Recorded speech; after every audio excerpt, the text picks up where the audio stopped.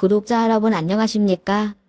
저는 배운 거 없이 맨몸으로 자식 셋을 키운 70대 남성입니다.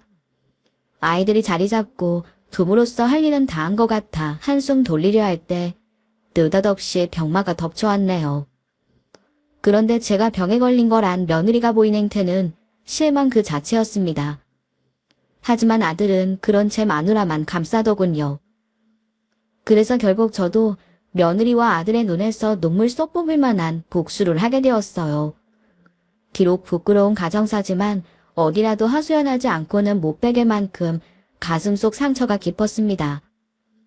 그래서 오늘은 큰맘 먹고 이곳 쌀맘 청취자 여러분들의 진심 어린 응원과 충고를 기대하며 이야기를 털어놓으려고 해요. 저는 가난한 집안의 막내로 태어나 어린 나이에 구두 닦기를 시작했어요. 처음에는 할 줄 아는 게 없었으니 손님을 물색하는 소위 찍새라는 역할부터 맡았습니다. 그러면서 어깨너머로 일을 배워 한참 만에야 손바닥만한 구두방을 열고 결혼도 하게 됐네요. 아내는 제 구두방 옆에서 떡볶이 장사를 하던 여자였어요. 사는 게 아무리 힘들어도 청춘 남녀가 눈이 맞는 건 거스를 수 없는 자연의 섭리인가 봅니다. 저희는 결혼 후에도 나란히 출퇴근하며 열심히 맞벌이했어요. 아내는 추우나 더우나 어린애를 업고 장사를 했고 저도 손님이 뜸할 때는 아이를 구두방에 데려와 돌보기도 했습니다. 그렇게 악착같이 일한 덕에 애들이 중학교에 갈 때쯤에는 소원하던 집도 갖게 되었네요. 그래서 이사하기 전 도배를 하러 큰아들을 데리고 이사갈 집에 찾아갔습니다. 집도 보여주고 잔심부름도 시킬 요량이었죠. 그날 아내는 집을 둘러보다 새삼 감격했는지 눈물까지 보이더군요. 그 모습에 저까지 눈시울이 붉어져서 괜히 밖을 둘러보는 척 마당을 서성거렸네요. 하지만 평소 어려운 집안 형편을 못마땅해 하던 큰아들은 기뻐하는 제 어미를 보며 이런 말을 하더라고요. 고작 이런 낡은 집으로 이사하는 게 그렇게 좋으세요. 친구들은 다 길 건너 아파트 단지에 사는데 엄마가 이사한다고 하도 좋아하길래 기대했다. 괜히 실망만 했잖아요. 뭐? 그래도 이제 우리 집에서 사는 거잖아. 더 이상 여기저기 이사 안 다녀도 되고 뭐 또 마음대로 박을 수 있어. 남의 집 지하에 새들어 사는 것보단 이 집이 훨씬 넓고 좋잖니? 지금 집은 그래도 부잣집이잖아요. 우리가 새방에 사는지 그 집 안채에 사는지 친구들은 모른단 말이에요. 그 대문에서 나오는 거 보고 애들이 얼마나 부러워했는지 알아요? 근데 이렇게 나이가 빠진 집에 들락거리다 누가 보면 어떡해요. 도배고 뭐고 전 이런 집으로 이사 오기 싫어요. 창피하단 말이에요. 들어보니 큰애는 자기가 집주인 아들인 양 오해하는 친구들을 속여왔던 것 같더군요. 지금이야 사람들이 주로 아파트에 많이 살지만 전에는 큰 양옥집 지하나 뒷방에서 새를 사는 사람들이 많았잖아요. 그래서 오해 아닌 오해를 사는 경우도 종종 있었습니다. 그렇게 부모 속도 모르는 아들의 철없는 말을 아내는 실망하는 모습이 역력했어요. 조금 전까지도 기쁨에 찼던 아내의 얼굴이 한순간에 일그러지고 말았습니다. 그 모습을 보고 저는 아들을 쫓아가 이렇게 말했습니다. 그럼 너는 그 지하방에서 혼자 계속 살아. 으름장 놓을 걸 놔야지. 엄마가 이 집 마련하느라 여름에도 시원한 옷 한 벌, 겨울에도 따뜻한 잠바 한 번을 못 사 입었어. 장남이라는 게 운해같이 좋은 날 그렇게 못난 소리를 해야겠어. 제가 험악한 표정으로 언성을 높이자 아들은 못마땅한 표정이었지만 더 이상 토를 달진 않았습니다. 늘 마음 좋은 제 어미만 만만한 투정의 대상인 모양이더군요. 그래도 나이가 좀 먹으면 철이 들 줄 알았는데 아들은 고등학생이 되어서도 아내에게 상처를 주기 일쑤였어요. 그때가 진로 상담을 할 시기인지 담임선생님이 학부모 상담에 오라고 연락하셨더라고요. 아내는 몇 벌 없는 외출복을 고르고 골라 단장했어요. 그리고 말라 비틀어져 잘 발리지도 않는 립스틱까지 찍어 발랐습니다. 그리고는 학교에 다녀온다길래 제가 잠시 가게 문을 닫고 오토바이에 태워 학교 앞에 데려다 줬네요. 한데 아내가 교문 앞에 내렸을 때 마침 친구들과 내려오는 아들이 보이더군요. 그러자 아내가 반가운 표정으로 아들을 향해 손을 흔들었어요. 그런데 아내를 본 아들이 한치의 망설임도 없이 고개를 휙 돌려버리는 겁니다. 그 바람에 뻘쭘해진 아내가 붉어진 얼굴을 하고 자리에 붙박이처럼 서 있었습니다. 저는 그 모습에 화가 나 당장이라도 달려가고 싶었어요. 하지만 교문 앞에 오토바이를 주차할 수 없어 어쩔 수 없이 자리를 피해야 했죠. 그날 저녁 아들을 불러 그런 행동을 한 이유를 묻자 아들은 어이없는 말로 답을 했습니다. 너 아까 엄마가 손 흔드는 거 봤지? 못 봤다고 할 생각하지 마. 아빠가 분명히 네가 엄마 보고 놀라는 거 봤으니까. 네, 봤어요. 근데 왜 모른 척 했어?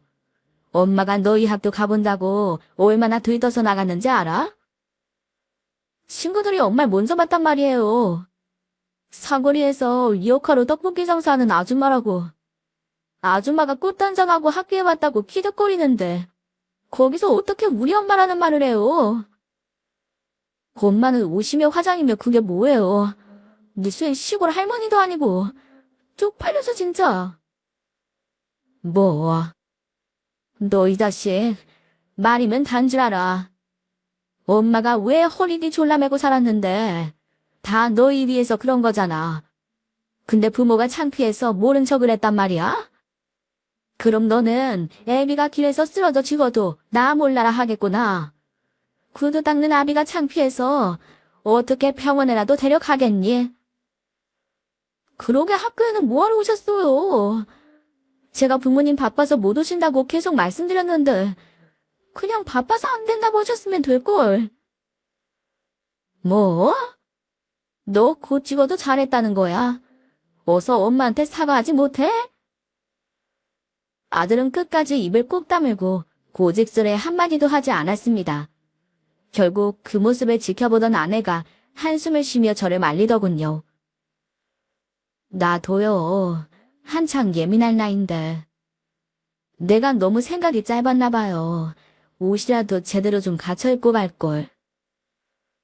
아내의 말에 저는 더욱 열이 받쳐 소리소리 질렀습니다.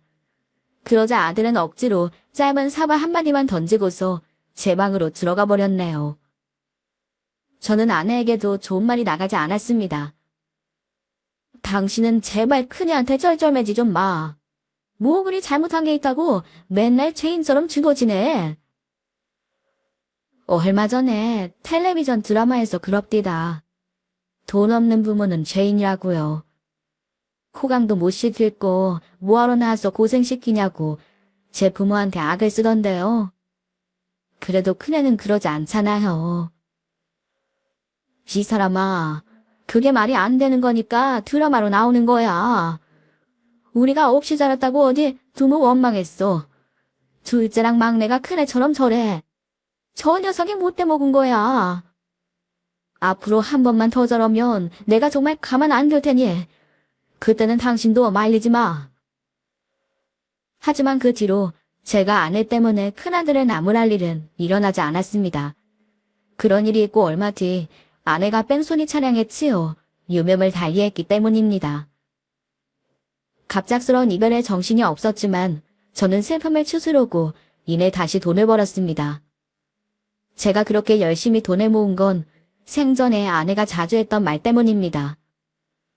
아내는 버릇처럼 통장을 꺼내 보여주며 이런 말을 했더랬어요. 나는요, 이 통장에 돈을 잔뜩 모아서 애들 결혼할 때 꼭 힘이 돼줄 거예요. 작은 집이라도 마련해줄 수 있으면 더 좋고요. 우리가 기댈 곳이 없어 그동안 얼마나 고생했어요. 그러니 애들만은 그런 고생 안 하게 우리가 뒷받침해주자고요. 흠도 야무지구먼. 대학까지만 가르치면 부모가 할 일은 다 하는 거야. 그 다음은 자기들이 알아서 살아야지. 어디 우리 마누라가 돈을 얼마나 모았나 한번 볼까?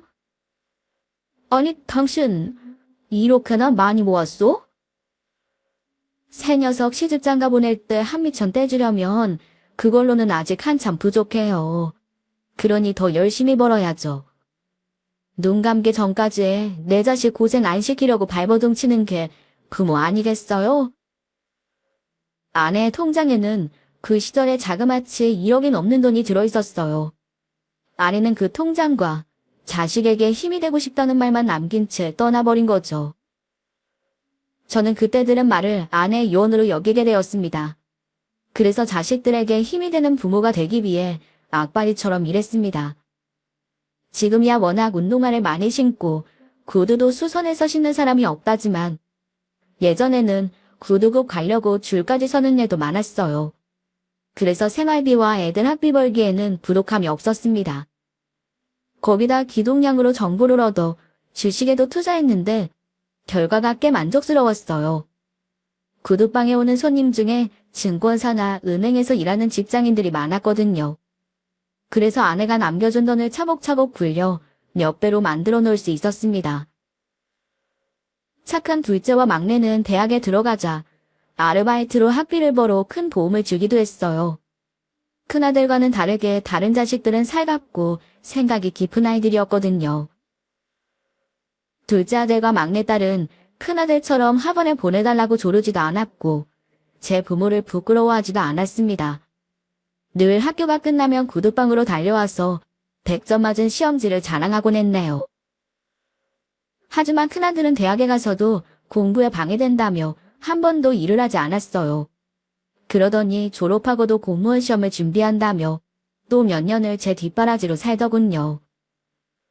그래도 저는 아들이 잘 될 수만 있다면 돈을 아끼지 않았습니다. 아내가 있었다면 분명히 그렇게 했을 것 같다는 생각이 들었거든요. 그래서 물심양면으로 지원해준 덕에 큰아들은 당당히 시험에 합격해서 공무원 생활을 시작했죠. 그러다 사회생활 3년 차에 결혼한다며 여자를 데려왔더라고요. 며느리감은 평범해 보였지만 세심한 표정 때문인지 괜히 불편한 느낌이 들었습니다. 거기다 예비시댁에 왔음에도 할 말은 따박따박 다 하는 태도가 어쩐지 보통 얘기가 아닐 것 같더라고요. 초면인 저를 보고도 망설임 없이 이렇게 말했거든요. 아버님, 구두방은 언제까지 할 생각이세요? 요즘 손님이 오긴 와요? 주변에 보니까 다 없어졌던데요. 그나마 읽는 것도 구두 고치는 것보다 상품권 거래나 가끔 하는 것 같던데. 그게 뭐 얼마나 돈이 되겠어요. 괜히 안 되는 일에 기운 빼지 마시고 다른 일을 해보시는 게 어때요? 그래도 내가 평생 한 일이 구두 만지는 건데 지금 와서 무슨 일을 하겠니? 차라리 그거 남한테 넘기고서 공공근로라도 알아보세요. 요즘 어르신들은 소일거리로 그런 거 많이 하시더라고요. 근데 거기 구두방 아버님 소유는 맞는 거죠? 그건 구청에서 관리하는 거라 난 임대료랑 도로 점용료를 내지. 에게 그럼 아버님 가게가 아닌 거네요? 그 말에 저는 황당해서 눈만 껌뻑거릴 뿐 뭐라고 대꾸하지 못했습니다. 첫인사원 시댁에서 그렇게 대놓고 시아버지의 재산 상황까지 참견하는 예비며느리는 세상에 또 없을 것 같더군요. 하지만 큰아들은 그런 제 짝을 보고도 말조심시킬 생각이 없어 보였네요. 그날 아들이 여자를 데려다주러 나간 뒤 막내 아들이 저를 보며 최근하듯 물었습니다. 아빠, 큰오빠 그냥 결혼시킬 거예요? 저는 아무래도 그 여자 마음에 안 들어요. 대뜸 그 가게가 아빠 거냐니. 아무리 생각이 없어도 어떻게 그럴 수가 있어요? 작은 오빠는 어땠어? 나도 별로야. 시댁에 인사 오는 사람이 어떻게 빈손으로 오냐? 형도 그래. 여자가 뭘 모르는 것 같으면 같이 상의해서 과일이라도 사와야 되는 거 아니야? 저도 자식들 생각과 별반 다르지 않았습니다. 뭔가 우리 가족과는 어울리지 않을 것 같은 이질감이 들었다고나 할까요? 하지만 큰아들의 태도는 완강했습니다. 꼭 그 여자랑 결혼하겠다고 우기는 통에 오이며 겨자 먹기로 허락하게 됐죠. 세상에 두 쪽 나도 안 될 정도는 아닌지라 그냥 져주기로 한 겁니다. 어차피 제 눈에 안경이니 저 좋은 사람과 살아야 한다고 생각했거든요. 하지만 결혼 준비를 하는 내내 저는 마음이 편하지 않았어요. 제 딴에는 장남이고 첫 혼사이니 무리해서라도 신경을 많이 쓴 건데 아들내미는 불만이 많더라고요. 하루는 신혼집을 알아보고 온 큰아들이 볼멘 소리를 시작했습니다. 아버지가 주신 금액으로는 저희가 원하는 집은 엄두도 못 내겠어요. 그 돈으로는 변들이 낡은 아파트나 간신히 사겠던데 거기서는 출근하기가 너무 힘들어요. 너도 직장 생활한 지 3년이 넘었는데 애비한테만 기르지 말고 네가 모은 것도 좀 보태야지. 온종일 구두굽 갈아가며 평생을 모은 돈인데 그걸로도 부족하다면 방법이 없다. 말단 공무원 월급이 얼마나 된다고요? 아등바등 모아봐야 얼마 안 돼요. 그래서 말인데 저 말고 다른 애들 결혼 자금도 모아놓으신 거 맞죠? 그럼 제목만 주지 마시고 둘째랑 막내 결혼 자금까지 저한테 좀 보태주시면 안 돼요? 뭐? 그럼 너희 동생들은 어쩌고? 막말로 둘째는 아직 만나는 여자도 없잖아요. 그리고 대기업 월급이 공무원하고 비교가 돼요? 쟤는 지금부터 몇 년만 착실하게 벌어도 자기 앞가림할 정도는 모으고도 남아요. 어쩌면 벌써 다 모아놨을지도 모르고요. 그리고 막내야 여자잖아요. 자기 월급만으로도 혼수 마련할 정도는 충분히 될 텐데 대체 뭐가 걱정이세요? 원래 모든 장남한테 더 투자하는 게 당연한 거 모르세요? 아마 다른 집 혼사도 다 마찬가지일걸요? 아무리 그래도 그건 안 된다. 똑같은 자식인데 장남이라고 너한테만 다 몰아준다는 게 말이 되냐? 그러지 말고 좀 부족하면 대출을 알아보아. 둘이 맞벌이 하는데 대출도 잘 나오겠지.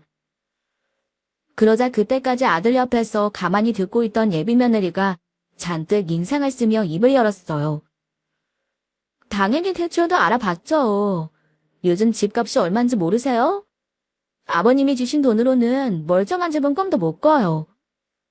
저희 부모님도 원우 씨가 장남이라 기대 많이 하셨는데 변두리 다 쓰러져가는 아파트에서 신혼 시작한다고 하면 아마 이 결혼 없자고 하실지도 몰라요.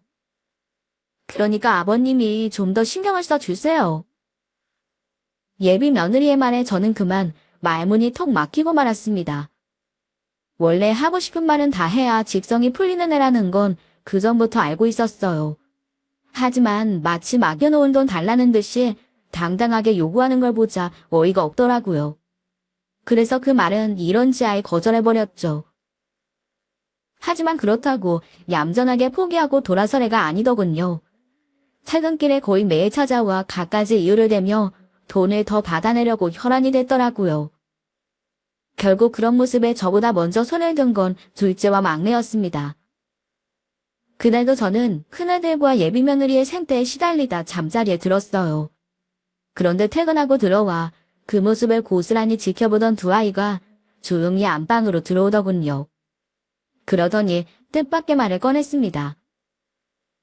아빠, 작은 오빠랑 얘기해봤는데 혹시 정말 저희 주려고 모아놓은 돈 있으면 그냥 그거 큰오빠 줘버리세요.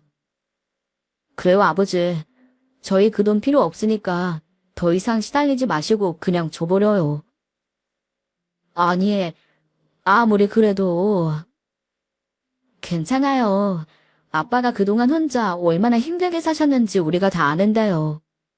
그 돈 주셔도 받을 생각 없었어요. 이제 구두방에 손님도 없고 아빠도 대비가 필요하잖아요. 그래서 그 돈으로 노후자금 하셨으면 했거든요.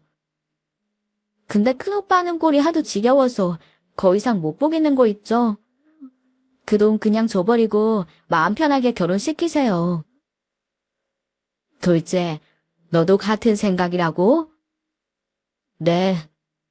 아, 마음 같아서는 줬던 돈도 다 뺏어버리면 좋겠는데 그래도 형이잖아요. 저희가 이 정도 양보하면 자기도 뭐 느끼는 게 있겠죠. 그리고 사실 저랑 막내는 저희 앞가림할 정도는 모으고 있어요. 저는 사려 깊은 두 아이를 보며 눈시울까지 붉어지더군요. 그래서 다음날 큰아들에게 이 사실을 알려주고 나머지 돈을 더 지원해줬습니다. 그러자 예비 며느리가 활짝 웃으며 이렇게 말하더군요.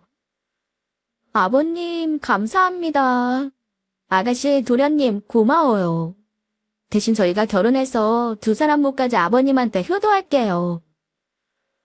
하지만 화장실 들어갈 때랑 나올 때가 다르다는 말은 괜히 있는 말이 아니었어요. 통장을 탈탈 털어 삼남매를 위해 모아놓은 돈을 싹 쓸어간 큰아들 내외는 결혼 후부터 안면을 싹 바꾸었습니다. 명절에도 바쁘다며 얼굴만 삐죽 내밀고 제 생일이나 아내 기일에도 오지 않는 게 다반사였네요. 그나마 간간히 찾아오던 것도 며느리가 임신한 후에는 아예 발길을 또 끊더라고요. 그러다 손주가 태어났습니다. 평소에 곱지 않던 아들 내외지만 그래도 자식을 낳았다고 하니 대견하고 마음이 쓰이더라고요.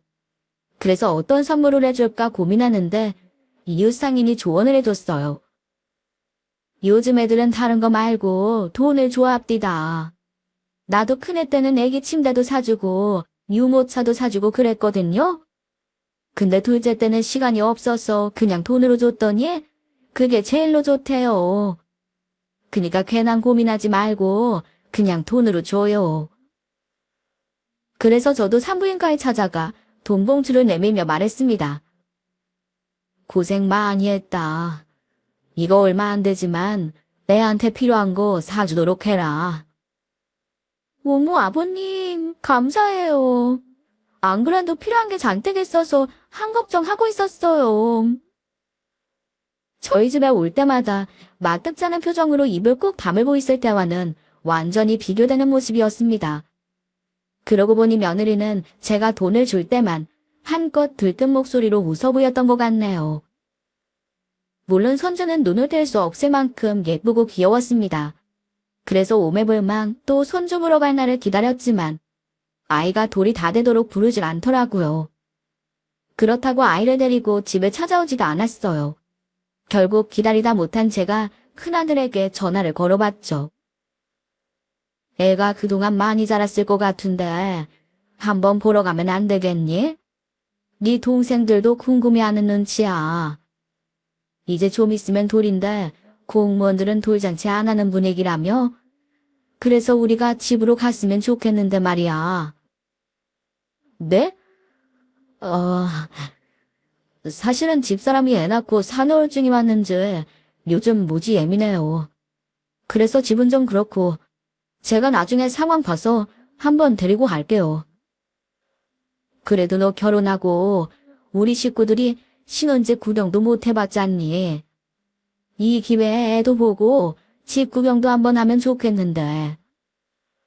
집이라고 코딱지만 해서 뭐 볼 것도 없어요. 아무튼 지금은 시기가 안 좋으니까 좀 기다리세요. 저 지금 민원이 나서 바쁘거든요. 나중에 연락드릴게요. 저는 또 하염없이 아들의 전화를 기다려야 하는 처지가 되었습니다. 그런데 그 와중에 막내가 결혼하겠다고 나섰어요. 딸은 중견기업 구내식당에서 영양사로 일하고 있었는데 거기서 만난 남자와 연애를 했더라고요. 사실 조용히 만나오던 두 사람이 결혼을 서두른 건 사위의 해외 발령 때문이었습니다. 그래서 결혼하고 한 달도 안 돼 중국으로 떠나버렸죠. 딸이 떠나고 나니 삼남매로 북적이던 집에 둘째 아들과 저만 남게 됐습니다. 그동안 엄마의 빈자리를 채워주던 막내가 떠나자 가슴에 구멍이 뚫린 듯 허전하더군요. 그래서 그런지 입맛도 없고 자꾸 무기력해지는 것 같았어요. 그러던 어느 날 아침에 일어나다 다리에 힘이 풀려 바닥에 풀썩 주저앉고 말았습니다. 결국 둘째 아들의 손에 이끌려 병원에 찾은 저는 갖가지 검사 끝에 의사로부터 생각지도 못한 진단을 받게 됐네요. 파킨슨 병입니다. 치매 다음으로 노인분들한테 많이 나타나는 뇌질환이죠. 이게 하루 이틀 만에 증상이 나오는 게 아니라서 이미 예전부터 많이 진행된 걸로 보이네요. 일단 약물 치료 받으시면서 주기적으로 재활치료도 시작해보시죠. 한번 치료받아서 완치되는 병이 아니기 때문에 꾸준히 치료 잘 받으시고 일상생활에 지장 없도록 하는 게 목표입니다. 의사의 말에 바로 치료를 시작했지만 시간이 지날수록 떨림도 심해지고 걷는 게 불편해지는 게 느껴졌습니다. 그래도 다정한 둘째 아들이 있어 다행이었네요. 아들이 집안일하는 사람도 불러주고 주말이면 투박한 손으로 부축해서 산책도 시켜주곤 했거든요. 하지만 제가 그렇게 투명을 시작했어도 큰아들 내외의 무심함은 여전했습니다. 가끔 얼굴을 비추긴 했지만 못 올 곳에 온 표정으로 입을 꼭 다물고 앉은 며느리를 보면 얼른 가라는 말만 나오더군요. 그러다 하루는 둘째 아들이 걱정스러운 표정으로 이런 말을 꺼냈어요. 아버지, 제가 2주 정도 해외에 다녀와야 할 것 같아요. 그동안 제가 집을 비울 수 없다고 해서 계속 다른 팀원들만 다녀왔는데 이번에는 도저히 빠질 수가 없어서요. 그래? 아, 당연히 가야지. 내 걱정 말고 조심해서 다녀와라. 그래서 형한테 부탁했어요. 아주머니도 6시면 퇴근하셔야 하는데 밤에 혼자 계시는 게 영 불안해서요. 좀 불편하시겠지만 며칠만 형네 집에 가 계세요. 제가 내일 공항 가기 전에 모셔다 드릴게요. 뭐? 아니, 나 혼자 있어도 괜찮다니까. 아예 못 거는 것도 아니고 그거 저녁별 시간에 못 버티겠니? 어떤 사람들은 진단받고도 똑같이 일한다더라. 나야 손이 떨리니 일을 접은 거지만 다른 일상생활 정도는 혼자서도 얼마든지 할 수 있어. 알아요.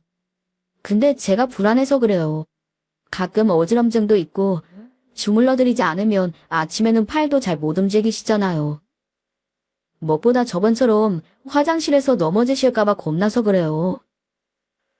하지만 저는 며느리와 한 집에 있는 게 영 내키지 않았어요. 그래서 그냥 혼자 있고 싶었지만 제가 고집 부리면 둘째가 일하는 내내 신경 쓸 것 같더군요. 그래서 어쩔 수 없이 큰아들네 집으로 향했네요. 한데 어쩐 일인지 며느리가 저를 보며 밝은 얼굴로 인사를 하더군요. 아버님 오셨어요? 어서 들어오세요. 작은 방 깨끗하게 치워놨으니까 편하게 쓰세요. 그래. 애도 있는데 신세를 져서 미안하구나. 아직 나 혼자 거동은 할 수 있으니 크게 신경 쓸 일은 없을 거다. 아, 신세라뇨. 아들 집인데 왜 그런 말씀을 하세요? 그동안 제가 일하느라 정신없고 애 낳고는 예민해져서 집에 한 번 모시지도 못했네요. 오신 김에 푹 쉬다 가세요. 그 말을 들은 둘째의 표정이 한결 편안해지는 게 보이더군요. 그래서 저도 밝은 얼굴로 아들을 배웅하고 돌아섰습니다. 한데 둘째가 떠나고 나자 며느리의 표정이 금세 어둡게 변했어요. 그러더니 평소에 쌀쌀맞은 표정으로 이렇게 말했습니다. 아버님, 저는 애 문화센터 수업 있어서 이만 나가봐야 돼요. 점심 챙겨놨으니까 드시고 문 단속 잘하고 계세요. 며느리는 그렇게 쌩안이 나가버리고 해가 저물도록 들어오지 않았습니다. 식탁에 챙겨놓은 점심은 먹었지만 냄새나는 그릇을 그대로 두기가 못해서 조심조심 설거지도 해봤어요. 손이 떨려서 시간은 오래 걸렸지만 가만히 있으려니 마음이 더 불편하더라고요. 그리고 텅 빈 집에 멍하니 누워 시간이 가기만을 기다렸습니다. 큰아들은 일이 바쁜지 퇴근이 늦었고 오전에 나간 며느리도 아들이 퇴근할 때 같이 들어왔더군요. 그래도 아들네 집에 가면 손자도 마음껏 안아보고 둘러앉아 저녁도 먹을 수 있을 거라는 기대가 있었더랬죠. 하지만 일주일이 넘도록 식구들 얼굴 보기도 어려웠습니다. 며느리는 딱 자기 할 일만 하겠다는 듯 밥만 챙겨주고 나가기 바빴어요. 그마저 며칠 지나자 귀찮아졌는지 편의점 도시락이나 분식집에서 사온 김밥이 올려져 있던 적도 있었네요. 그러다 일주일 정도 지난 어느 날 집에만 있기가 답답해서 숨이 막히더군요. 그래서 조심조심 집 앞에 나가봤습니다. 걸음이 느리고 걷다 쉬기를 반복하니 다 늦은 저녁이 됐더라고요. 그래서 어차피 반겨주는 사람도 없으니 아예 저녁을 먹고 들어가기로 마음먹었죠. 사실 투병을 시작한 후로 손떨림이 심해져서 밖에서 밥을 먹기가 좀 불편했어요. 괜히 사람들이 쳐다보는 것 같아서 신경이 쓰이더라고요. 그래도 그날은 이상하게 추어탕이 자꾸 생각이 나 큰 맘을 먹게 된 겁니다. 다행히 아파트 상가에서 추어탕 가게를 본 것 같아 거기서 저녁을 먹고 간다고 아들에게 연락했네요. 그런데 하필 가는 날이 장날이라고 사람이 너무 많아 자리가 없더라고요. 그래서 할 수 없이 포장해 가기로 하고 추어탕을 들고 집으로 향했습니다. 그런데 엘리베이터에서 내리자 아들네 집 현관문이 활짝 열려있는 게 보이더군요. 저는 의아한 마음에 집 안으로 들어서려다 며느리의 짜증 섞인 목소리를 듣고 말았습니다. 아, 아버님 냄새나. 이번에 집에 가시고 나면 다시는 우리 집에 못 오게 해. 가뜩이나 손에 구두향 냄새가 잔뜩 배었는데 거기 노인네 냄새까지 나니 곁에 가기를 힘들어. 아무리 환기를 시켜도 온 집안에 냄새가 가득해서 빠지지도 않잖아. 저런 냄새가 입을 빤다고 없어지려나 몰라. 냄새나고 손도 덜덜 따면서 애는 왜 그렇게 안아보고 싶어해? 그래도 둘째가 돈 줬잖아. 그거 받아서 자기 그동안 노래 부르던 명품백 산다며. 노인네 밥 챙겨드리는 걸로 200이나 받으면 쏠쏠하지. 그냥 아르바이트 한다고 생각해. 어차피 다음 주면 가실 텐데 뭐. 그건 당연한 거지. 집에도 못 있고 애 데리고 매일 밖으로 도는 게 얼마나 힘든 일인 줄 알아. 그런 건 도련님이 먼저 알아서 좀 챙겨줘야지. 내가 꼭 내 입으로 돈 달라고 먼저 말을 해야 돼? 육아휴직 때문에 쪼들리지만 않았으면 억만금을 준다고 해도 이런 짓 안 했어. 밥도 마음 편하게 못 먹고 매일 사 먹느라 남는 것도 없다고. 이럴 줄 알았으면 한 300은 불렀어야 하는 건데. 내일은 또 어딜 나가야 돼? 지겨워 죽겠어 정말. 아직 일주일이나 남았잖아. 그러게 그냥 아버지는 따로 차려드리고 밥은 집에서 먹자니까. 매일 저녁 외식하느라 돈이 깨지긴 하지. 그걸 말이라고 해? 그러다 같이 먹자고 나서면 그 덜덜거리는 손으로 음식 다 흘리는 거 보면서 밥이 넘어가겠어? 거기다 냄새는 어떡하고. 난 아버님 옆에만 가도 역해서 숨을 못 쉬겠단 말이야. 아, 그러게 노인네. 왜 이렇게 자식들을 힘들게 하냐. 남들처럼 빵빵한 퇴직금이 있기라나. 그렇다고 모아놓은 돈이 많나. 강남에 아파트라도 하나 사주기랬냐.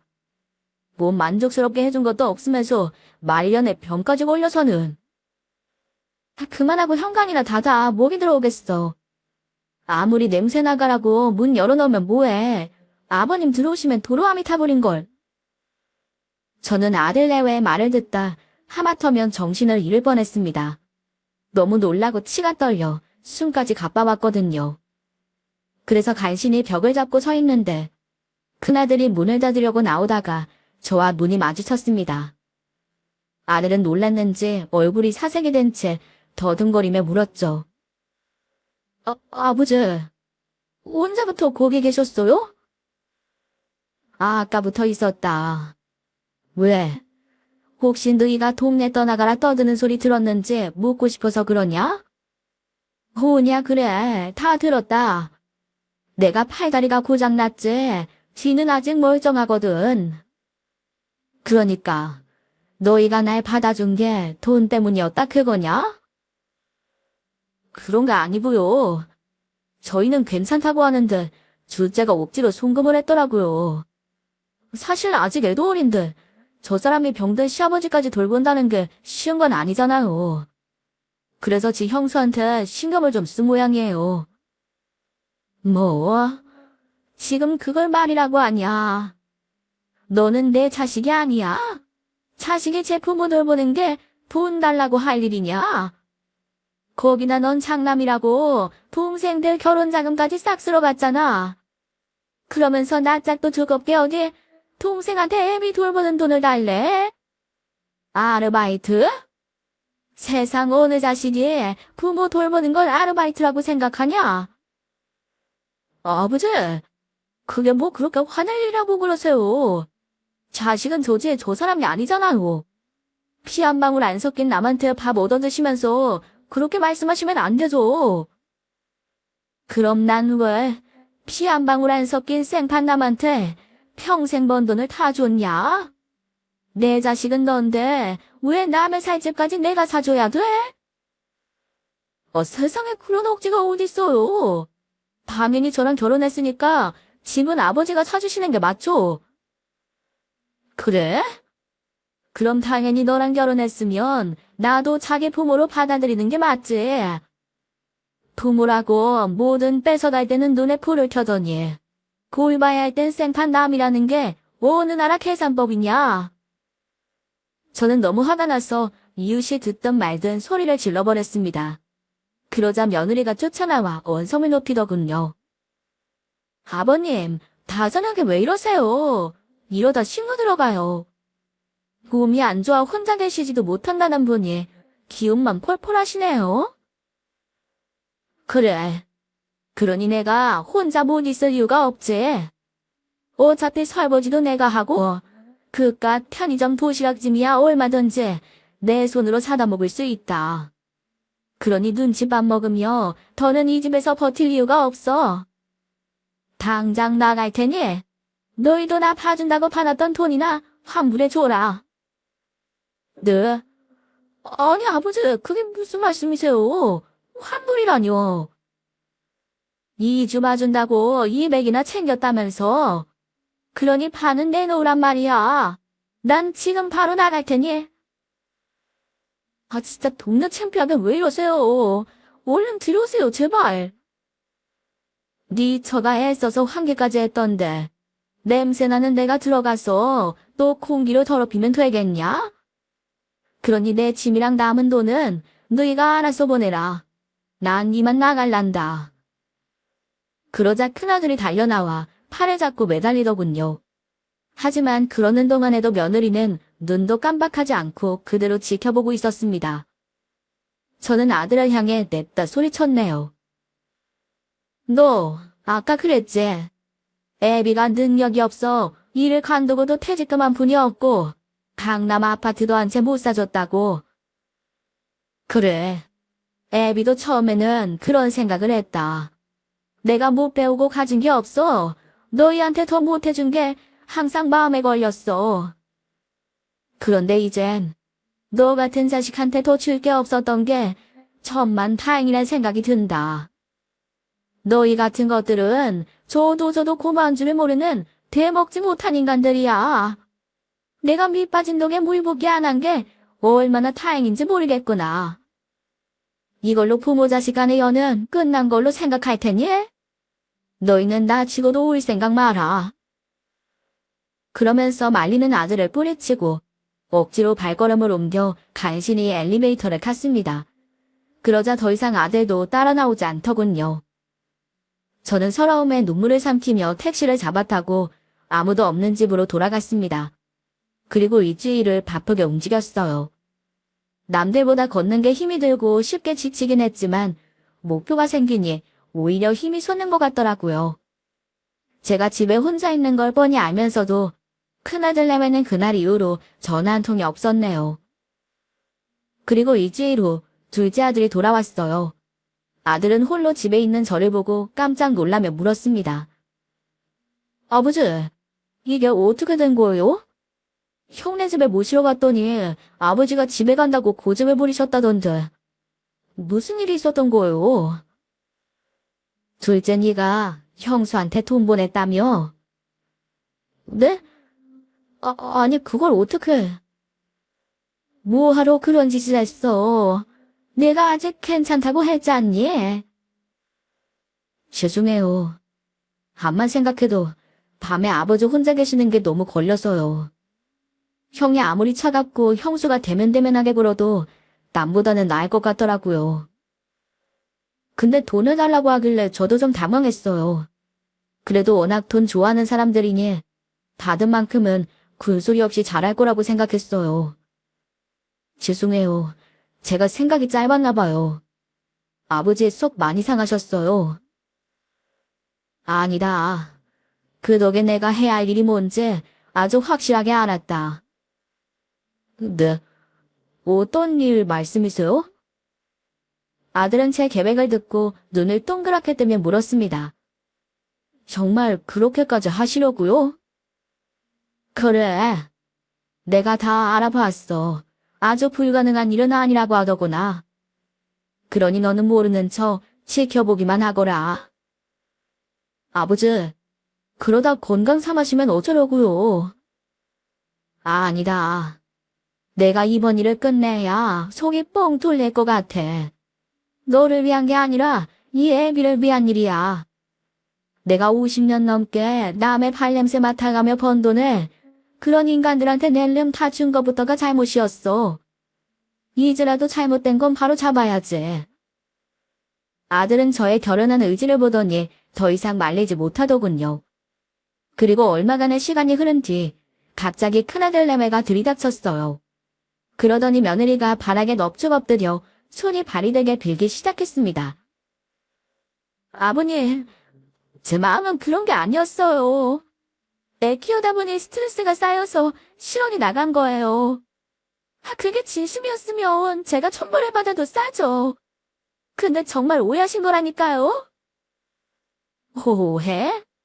내가 두 귀로 똑똑히 들었는데 오해는 무슨 얼어 죽을. 당장 내 눈앞에서 썩 꺼지지 못해? 이제 너희들 말은 콩으로 매주를 쏜다고 해도 못 믿어. 제가 금방 마음에 돌릴 것 같지가 않자 말없이 듣고 있던 아들이 갑자기 원망 어린 목소리로 외치더군요. 아버지, 정말 이러실 거예요. 자식이 부족한 건 부모가 이해하고 감싸주셔야죠. 막말로 저 이렇게 키운 건 아버지잖아요. 마음에 안 든다고 어떻게 자식 상대로 소송을 해요. 그것도 준 돈을 도로 뺏겠다니 이게 말이나 되는 소리예요? 그래요, 너무하셨어요. 아버님, 저희한테 효도 받으려고 집 사주신 거예요?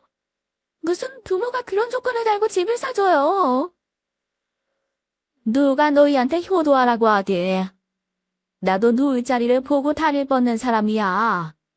너희한테는 그런 거 아예 바랄 생각도 없으니까 군말 말고 돈이나 갚아라. 너희가 차용점을 썼으니 난 빌려준 돈을 달라고 하는 것뿐이야. 그게 뭐가 문제가 된단 말이냐? 아버님, 그 차용증은 그냥 형식상 작성한 거잖아요. 나중에 징역을 날 수도 있으니 빌려주는 것처럼 하려고 한 거 잊으셨어요? 그걸 이용해서 어떻게 이렇게 자식 뒤통수를 칠 수가 있으세요? 자식은 부모 뒤통수 쳐도 되고 부모는 그럼 안 된다는 법이라도 있냐? 변호사 찾아갔더니 차용증 써놓길 아주 잘했다더라. 그거면 얼마든지 대여금 청구 소송이 가능하다던데? 그래도 너희한테 먼저 통보는 해줘야 될 것 같아서 친절하게 편지기에 적힌 내용 증명 보내준 거다. 그거 받았으면 여기서 이러지 말고 얼른 가서 돈이나 마련해보지 그러냐? 잘 들으셨나요? 사실 저는 아들 내외에게 돈을 주며 차용증을 받아뒀습니다. 집을 사면서 돈을 증여받은 사실이 드러나면 세금 폭탄에 맞을 수도 있다고 하더군요. 그래서 아는 공인중개사의 조언을 듣고 형식적으로나마 서류를 작성하고 확정 일자까지 받아둔 상태였죠. 제가 돈을 증여해준 게 아니라 빌려주는 형식이었다는 걸 남겨드려야 한 겁니다. 그래야 증여세가 나오는 걸 피할 수 있다고 했거든요. 물론 그땐 그 서류가 이런 식으로 쓰이게 될 줄 꿈에도 상상 못했었네요. 하지만 장남 내외에게 철저하게 배신당한 저는 피눈물을 흘리며 변호사를 찾아가게 됩니다. 그 이후로 큰아들과 며느리는 저희 집 문턱이 닳도록 찾아와 빌고 또 빌었어요. 그래도 저는 굳게 먹은 마음에 돌리지 않았죠. 결국 기겁한 두 인간이 집을 담보로 대출을 받아 제게 가져간 돈을 갚기에 이르렀습니다. 알고 보니 큰아들은 얼마든지 돈을 더 융통할 수 있는 상태였더군요. 하지만 굳이 그 대출을 마다하고 동생들 몫까지 내놓으라 졸라댄 거였어요. 자기들이 떠안게 될 이자 부담이 싫었던 거겠죠. 그런 일이 있고 벌써 1년이 넘는 시간이 흘렀습니다. 저는 큰아들에게서 돌려받은 돈을 정확히 반으로 나눴어요. 그리고 그동안 저를 챙겨줬던 둘째 아들과 외국살이를 끝내고 돌아온 막내딸에게 나눠줬습니다. 자식들은 손사래를 치며 싫다고 난리였어요. 하지만 저는 그런 아이들에게 이렇게 말했네요. 막내 결혼할 때 제대로 혼수도 못 해줘서 항상 마음에 걸렸었다. 그땐 어차피 해외 나가야 돼서 필요 없기도 했지만 이번에는 집을 구하고 있지 않니? 이 돈 보태면 도움이 될 거야. 그리고 둘째는 그 돈으로 오피스텔 하나 알아봐서 독립해라. 이제 이 애비 그만 신경 쓰고 너도 편하게 네 인생 즐겨. 그래야 더 늦기 전에 여자도 만나지. 애비 몸 더 굳기 전에 결혼식장에는 제대로 걸어 들어가야 되지 않겠니? 그리고 어차피 이 집도 처분하기로 했어. 그게 무슨 말씀이세요? 집을 왜 팔아요? 작은 오빠는 오피스텔로 나간다고 해도 아빠는요? 나 병원에 들어가기로 했다. 올해부터 부쩍 증상이 심해지더니 이제 왼손도 떨리기 시작해. 그래서 나도 간병 있으면서 병원에서 주는 밥 먹으며 편하게 살고 싶다. 아버지, 저희가 있는데 왜 병원에 들어가세요? 아버지 정도면 아직 증상이 심한 것도 아니잖아요. 제가 지금보다 더 잘 모실게요. 네? 이미 마음 정한 일이야. 큰 고모 입원한 병원 가봤지? 거기가 의료진도 좋고 재활시설도 아주 잘 되어 있다더라.